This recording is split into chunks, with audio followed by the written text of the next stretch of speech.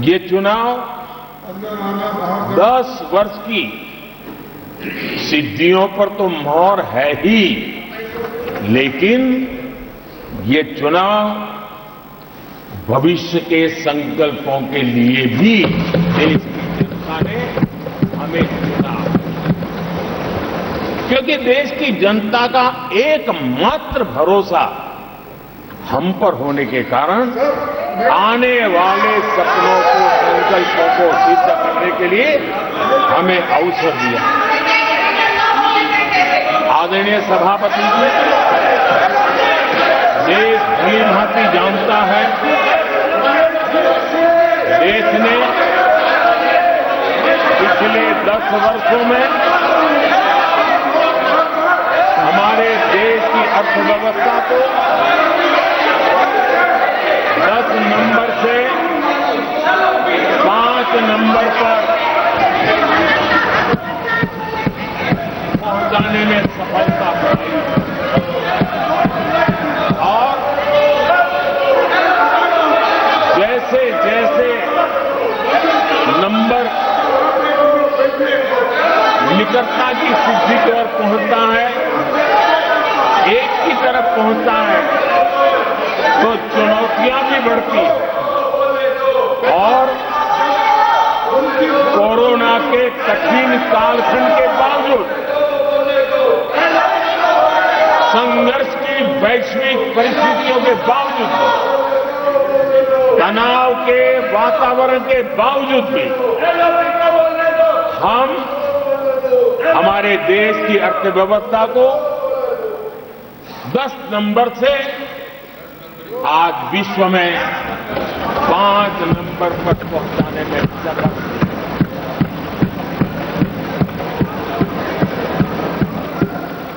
इस बार देश की जनता ने हमें रिकॉर्ड में 5 नंबर से 3 नंबर की इकोनॉमी पर पहुंचाने के लिए जनादेश दिया है और मुझे पक्का विश्वास है कि देश की जनता ने हमें जो जनादेश दिया है, हम भारत की अर्थव्यवस्था को विश्व के टॉप 3 में पहुंचा के रहेंगे।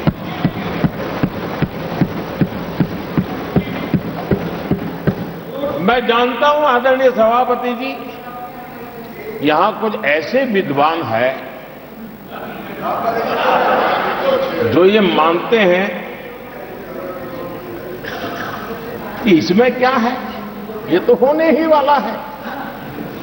ये तो अपने आप तीसरे नंबर पे पहुंचने वाली है, ये तो अपने आप हो ही जाएगा, ऐसे विद्वान हैं। अब ये लोग ऐसे हैं जिन्होंने ऑटो पायलट मोड पे सरकार चलाने का या तो रिमोट पायलट पर सरकार चलाने का उनको आदी है, इसलिए वो कुछ करना धरने में विश्वास नहीं करते हैं। वो कुछ करने धरने में विश्वास नहीं करते, वो इंतजार करना जानते हैं। लेकिन हम परिश्रम में कोई कमी नहीं रखेंगे।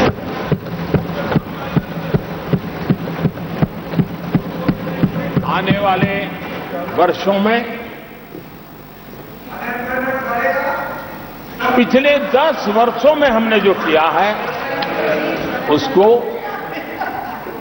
गति भी बढ़ाएंगे, उसका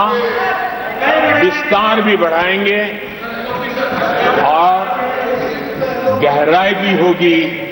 ऊंचाई भी होगी और हम इस संकल्प को पूरा करेंगे। आदरणीय सभापति जी, चुनाव के दरमियान मैं देशवासियों को कहता था कि जो 10 साल हमने काम किया है, हमारे जो सपने और संकल्प है उसके हिसाब से तो ये एपेटाइजर है, मेन कोर्स तो अभी शुरू हुआ।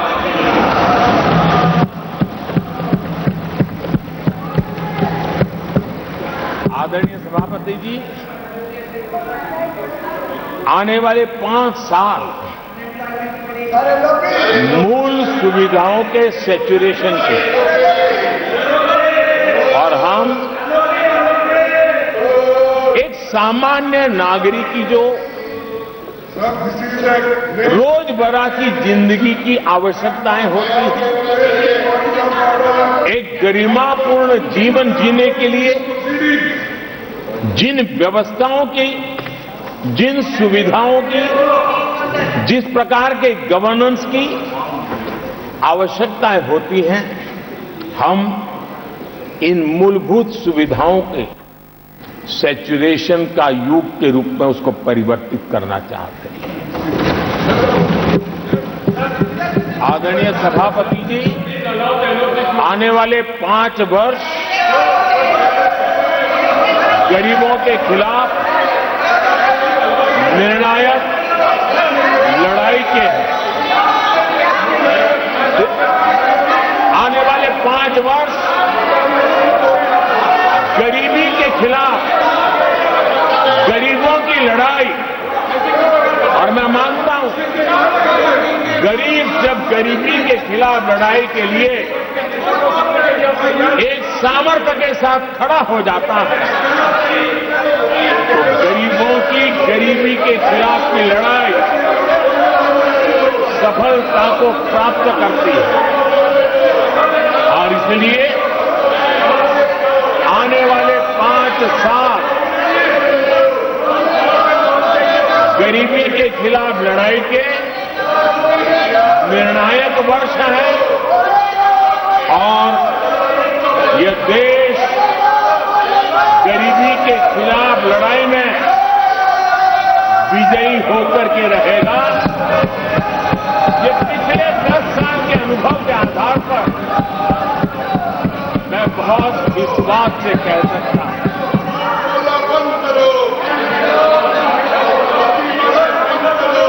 आदरणीय सभापति जी, जब देश दुनिया की तीसरी बड़ी इकोनॉमी बनेगा तो इसका लाभ, इसका प्रभाव जीवन के हर क्षेत्र पर पड़ने वाला है। विकास के विस्तार के अनेक अवसर उपलब्ध होने वाले हैं और इसलिए जब हम दुनिया की तीसरे नंबर की इकोनॉमी बनेंगे तब भारत के हर स्तर पर सकारात्मक प्रभाव तो होगा, लेकिन वैश्विक परिवेश में अभूतपूर्व प्रभाव पैदा होने वाला है।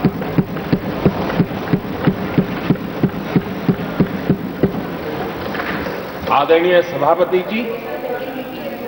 हम आने वाले कालखंड में नए स्टार्टअप्स का, नई कंपनियों का वैश्विक उभार देख रहे हैं और मैं देख रहा हूं कि आने वाले कालखंड में हमारे टियर 2, टियर 3 सिटीज भी ग्रोथ इंजन की भूमिका में देश में बहुत बड़ा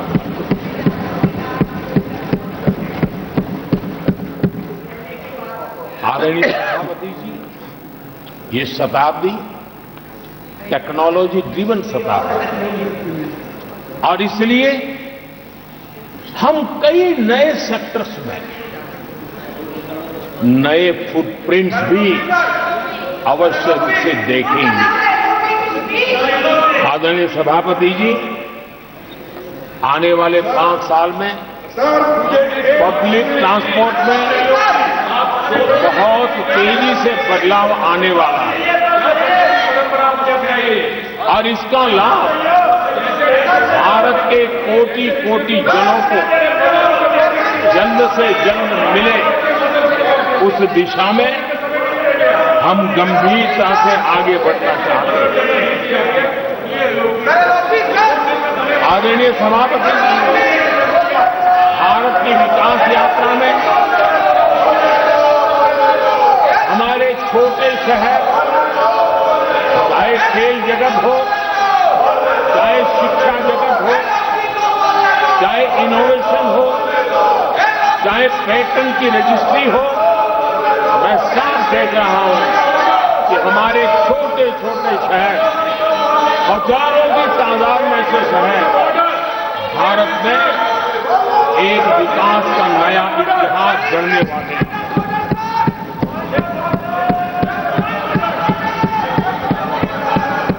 आदरणीय सभापति जी, मैंने पहले भी कहा है कि भारत के विकास यात्रा में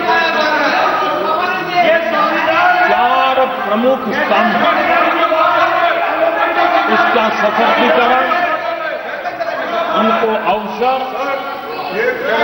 ये बहुत बड़ी ताकत देने वाले हैं। आदरणीय सभापति जी, हमारे देश के किसान, हमारे देश के गरीब, हमारे देश के युवा और हमारे देश की नारी शक्ति, आदरणीय सभापति जी, हमने हमारी विकास यात्रा में हमारा जो फोकस है उसको हमने